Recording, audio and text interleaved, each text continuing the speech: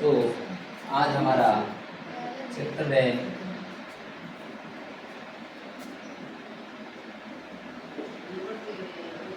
महाराजा रणमल। तो हमने इससे पहले राजा कान्हा और सत्ता के बारे में पढ़ा। तो कहा जाता है कि जैसा कि रणमल के बारे में पढ़ने से पूर्व कहा जाता है कि मेवाड़ में राणा मोकल और राणा कुंभा के संरक्षक रह चुके थे और कहा जाता है कि वहाँ उनका हस्तक्षेप बहुत ज़्यादा बढ़ रहा था और कहा जाता है कि हंसाबाई वापस राव चुंडा को बुलाया जाता है और बारमली के सहयोग से चुंडा को मार देते हैं और अगला राजा चुंडा के बाद में जो बनता है वह उसका पुत्र राव जोधा बनता है और रणमल की रानी कोडमदे, जिसने बीकानेर में कोडमदेसर जगह है, वहाँ कोडमदेसर नामक तालाब का निर्माण करवाया था। तो हम रणमल के बारे में पढ़ेंगे। तो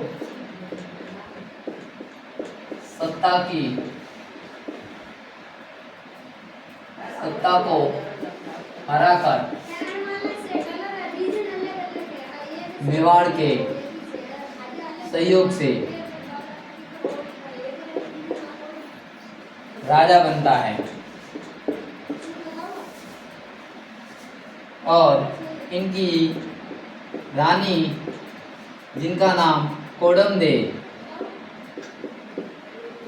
जिसने अपने नाम से कोडमदेसर तालाब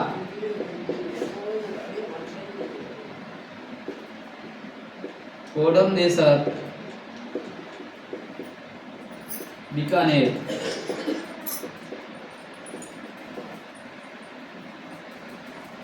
तो इनके द्वारा जो कि इनकी रानी, जैसा कि विदित है, सत्ता को हराकर मेवाड़ के सहयोग से मारवाड़ का राजा बनता है और इनकी रानी कोडमदे, जिसे कोडमदेसर में एक कोडमदेसर जो भी बीकानेर में स्थित है एक तालाब का निर्माण करवाया और कहा जाता है कि करणी माता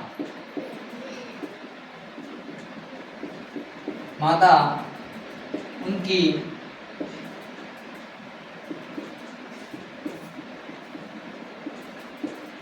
धर्म बहन थी। तो रणमल के बारे में हमें ये बातें याद रखनी है कि ये मेवाड़ में मोकल और कुंभा के संरक्षक रहे और सत्ता को हराकर मेवाड़ के सहयोग से मारवाड़ का राजा बनता है और इनकी रानी कोडमदे, जो कोडमदेसर बीकानेर में तालाब का निर्माण करवाती है और इनकी धर्म बहन करणी माता थी और कहा जाता है कि मेवाड़ में इनका हस्तक्षेप बढ़ता है।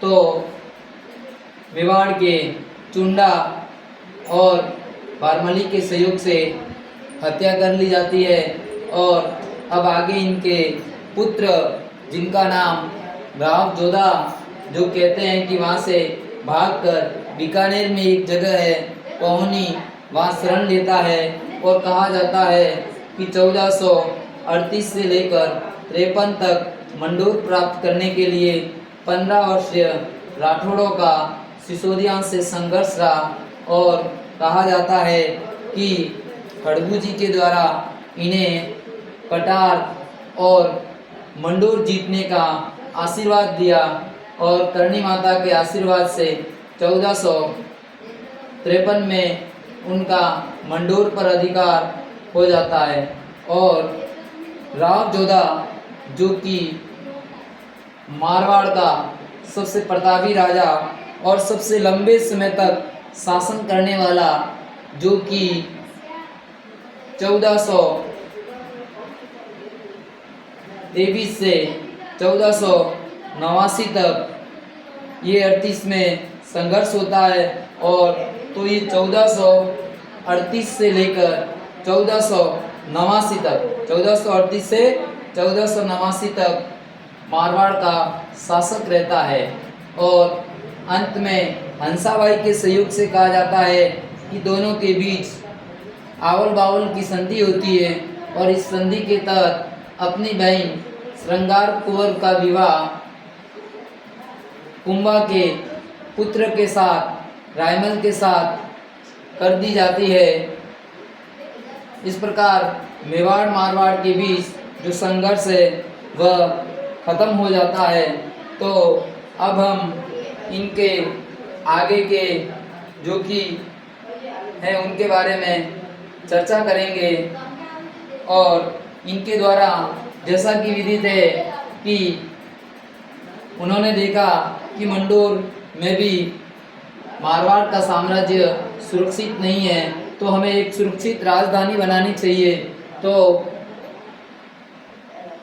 चिड़ियाटूक पहाड़ी नामक स्थान पर मेहरानगढ़ दुर्ग की नींव करणी माता के सहयोग से रखते हैं, और इसमें राजाराम नामक एक व्यक्ति की बलि दी जाती है। और कहा जाता है कि वहाँ एक संत चिड़ियानाथ के जो श्राप के कारण वहाँ पर पानी की कमी, और दूसरी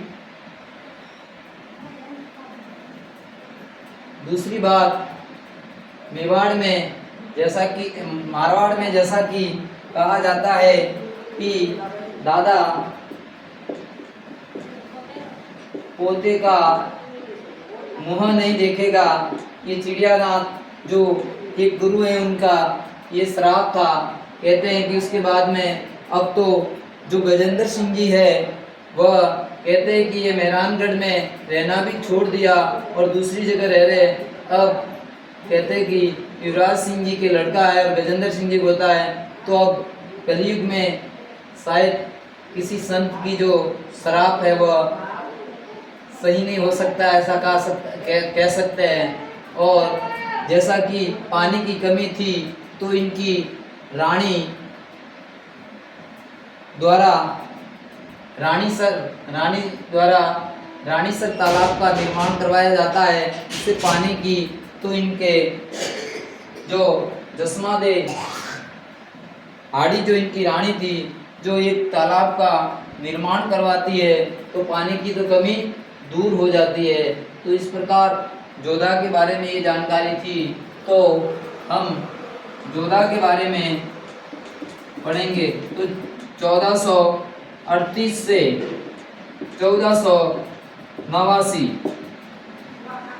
और संघर्ष ये प्राप्त करने का 38 से 1453 संघर्ष राठौड़ सिसोदिया और कोहनी बीकानेर जगह हैं जो कि अपना क्षेत्र प्राप्त करने के लिए लंबे समय तक ये संघर्ष करते हैं। और कहते हैं कि एक बार इनके बारे में एक कहानी भी है।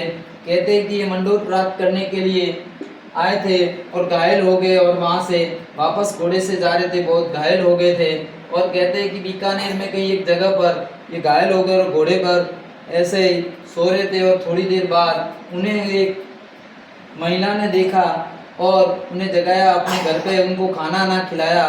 तो कहते हैं कि एक बाजरे का जो बीज था वो ये खा रहे थे बीज से। तो उस नारी ने या उस महिला ने कहा कि ऐसी गलती तो हमारे राव जोधा जी जो कि अपने छोटे छोटे क्षेत्रों पर आक्रमण न करके सीधे राजधानी पर अटैक करते हैं और बार बार गलती करते हैं। तो महिला ने कहा कि खींच, ऐसे नहीं खाया जाता है, साइड साइड से पहले वो खाया जाता है। तो कहते हैं कि राम जोधा ने उस महिला से सीख ली और उसी के अकॉर्डिंग योजना के अनुसार पहले सीमावर्ती क्षेत्रों पर कब्जा किया और धीरे धीरे मंडोर पर अधिकार किया था। तो हम राम जोधा 1438 से 1489, पिता रणमल और राठौड़ सिसोदिया संघर्ष 15 वर्ष तक चला और 1453 में आवल और बावल की संधि, मेवाड़ मारवाड़ कहते हैं कि हंसाबाई के सहयोग से दोनों के मध्य आवल बावल की संधि होती है और सीमा का निर्धारण एक जगह है सोजत, और कहा जाता है कि जहां आंवला के पेड़ थे बहुत सारे, वहां तक कहते हैं कि सीमा मेवाड़ की, और जहां बबूल के जो विलायती बबूल है वहां सीमा उनकी। तो कुल मिला के सीमा का निर्धारण सोजत को निर्धारित कर दिया जाता है। सोजत के इस साइड मेवाड़ और इस साइड में मारवाड़ की सीमा का निर्धारण कर दिया जाता है। और आवल बावल की संधि के तहत अपनी पुत्री श्रृंगार कंवरी का विवाह कुंभा के बेटे रायमल से कर दी जाती है। इस प्रकार मारवाड़ और मेवाड़ के प्रगाढ़ संबंध स्थापित हो गए। फिर जैसा कि अभी मैंने बताया कि उनके द्वारा अपनी राजधानी को सुव्यवस्थित जगह लेके जाना था, तो चिड़ियाटुक पहाड़ी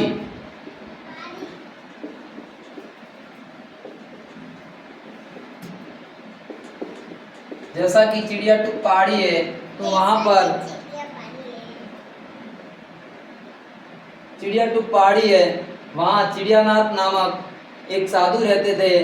तो कहते हैं कि साधु के श्राप के कारण वहां पानी की कमी, दूसरी दादा पौधे का मुंह नहीं देखेगा, अर्थात पौधे का जन्म होते ही दादा की मृत्यु हो जाती है। तो ऐसी कहावत चलती रहती है और कहते हैं कि अब जाकर जो युवराज शिवराज सिंह जी है, गजेंद्र सिंह जी के पुत्र, उनके पोता हुआ है और गजेंद्र सिंह जी अभी विराजमान हैं। तो और पानी की कमी, जसमादे हाड़ी जो इनकी रानी थी, जो रानीसर तालाब का निर्माण करवाकर पानी की समस्या को दूर कर देती है। तो रानीसर तालाब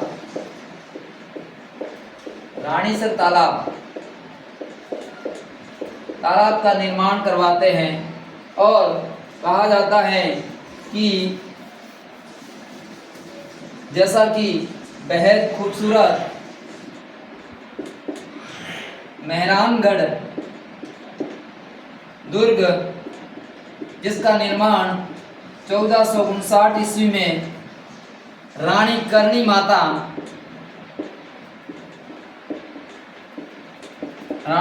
माता नींव रखती है और उसमें राजाराम नामक व्यक्ति की बलि दी जाती है। और इस प्रकार मेहरानगढ़ दुर्ग का निर्माण करते हैं और इस दुर्ग को मिहिर ध्वज भी कहते हैं।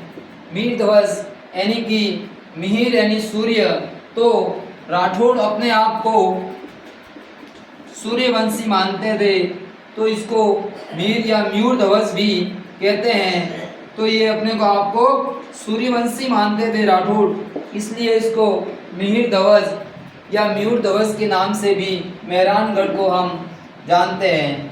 और जैसा कि दुर्ग में अभी मैंने बताया चिड़ियानाथ जी का इस श्राप के कारण वहाँ पानी की तो जो कमी थी वो तालाब रानीसर तालाब बनाने से पूरी हो गई, लेकिन दादा पोते का मुंह नहीं देखेगा।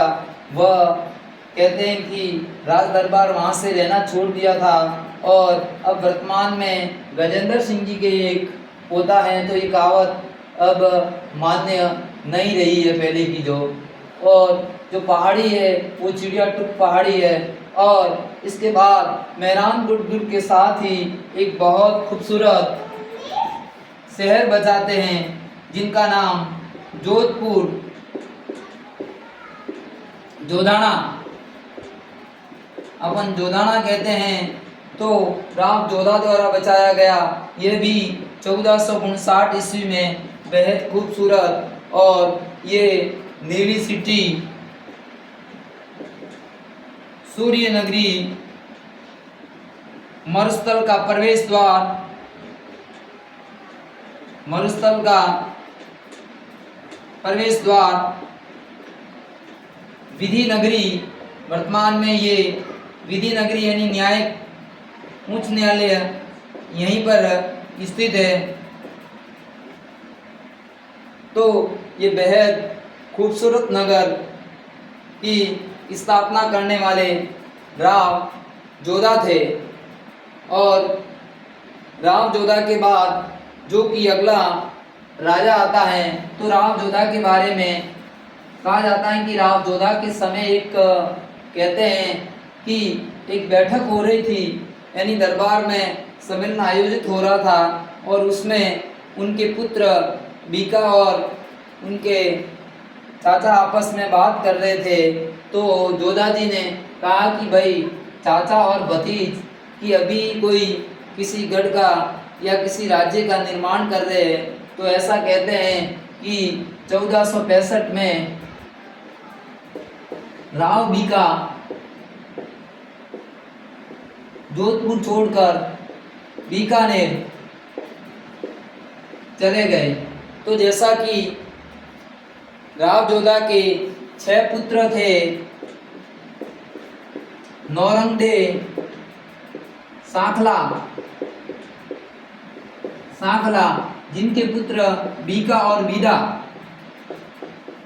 नौरंगडे सांखले के बीका और बीदा 2 पुत्र थे। तो ये बीकानेर चले गए और इनके और पुत्र थे राव दूधा और वीर सिंह।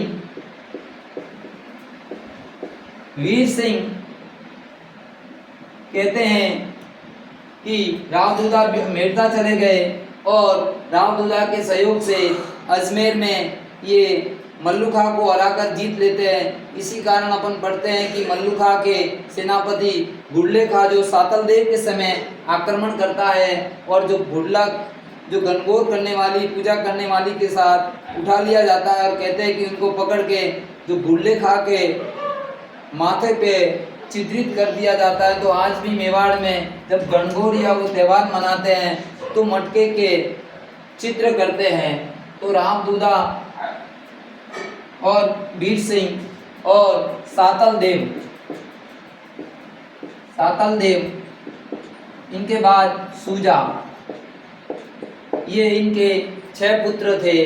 तो ये वहाँ चले जाते हैं और इनके बाद में जो मारवाड़ का अगला उत्तराधिकारी सातल देव बनते हैं। और सातल देव के बारे में कोई विशेष जानकारी तो नहीं है, लेकिन सातल देव के बारे में जैसा कि 1492 में गुड़ले खां जो अजमेर का मल्लू खान, जैसा कि पहले मैंने विदित करवाया है कि सब भाई राव बीका राव बीदा सब मिलकर अजमेर को वीर सिंह को और बाद में समझौता होता है और मल्लू खां को अजमेर वापस दे दिया जाता है। और इसी कारण ये गुड़ले खां को यहाँ आक्रमण करने के लिए भेजता है और गुंडलेखा आक्रमण करने के लिए आता है और बुरी तरह सातल देव से पराजित हो जाता है और कहते हैं कि जाते हुए जो उनके बीच युद्ध होते हैं उसको ओसाना का युद्ध या पिपाड़ का युद्ध कह सकते हो। कहते हैं कि जाते वक्त ये कुछ लड़कियां जो गणगौर का पूजन कर रही थी उनको उठा ले जाता है और सातल देव उनका पीछा करते हैं और उनको पकड़कर उनके सिर पर बहुत सारे छेद कर लिए जाते हैं। तो आज भी मारवाड़ में जो गुडला त्यौहार मनाया जाता है इनके नाम से, इस त्यौहार के मटके में चित्र करके उसमें दीपक रखे जाते हैं। तो ये सातल देव के समय की घटना है। और सातल देव ने जैसलमेर में सातलमेर नामक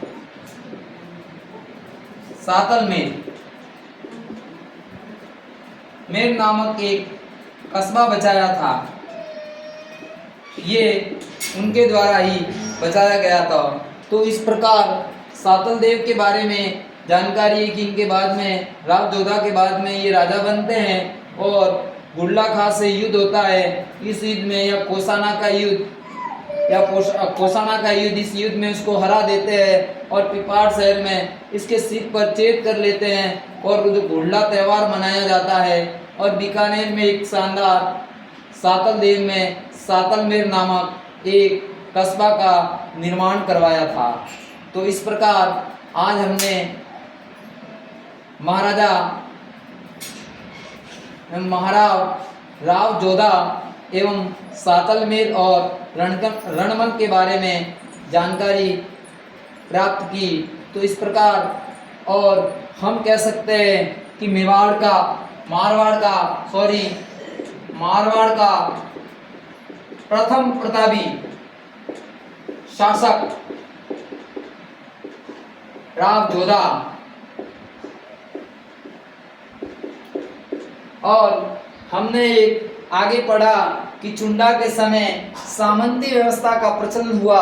तो वास्तविक सामंती व्यवस्था का विकास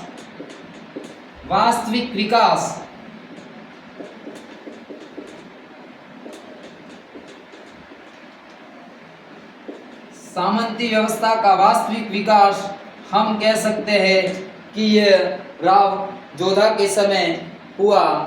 तो आशा है कि मेरे द्वारा दी गई जानकारी आपको अच्छी लगी होगी और मैं आशा करता हूँ मेरे द्वारा ये जानकारी दी आपके आने वाले एग्ज़ाम में फ़ायदा होगा और ज़्यादा से ज़्यादा देखें और मेंबर्स बने ताकि आपको ज़्यादा से ज़्यादा फ़ायदा हो सके। जय हिंद, जय भारत। हम अगला टॉपिक मारवाड़ पे और एक और टॉपिक लेके आएंगे जो भारत के संविधान से संबंधित है। और मैं बताना चाहूँगा कि हमारे बहुचर्चित वैकेंसी चतुर्थ श्रेणी कर्मचारी में राजस्थान की ऐतिहासिक घटनाओं के बारे में है। तो इसी में से आएंगे जैसे जोधपुर शहर की स्थापना कब हुई, मेहरानगढ़ किसने बनाया, आवल बावल की संधि कब हुई, गुडला नृत्य किसके समय का है, उस समय वहाँ का राजा कौन था और बीकानेर शहर किसने बचाया। तो राव बीका के बारे में तो हम आगे पढ़ेंगे और हम अगला जो सातल देव के आगे अगला राजा जो सूजा हैं वो मारवाड़ का बनेंगे। उनकी जानकारी अगले अध्याय में पढ़ेंगे। जय हिंद।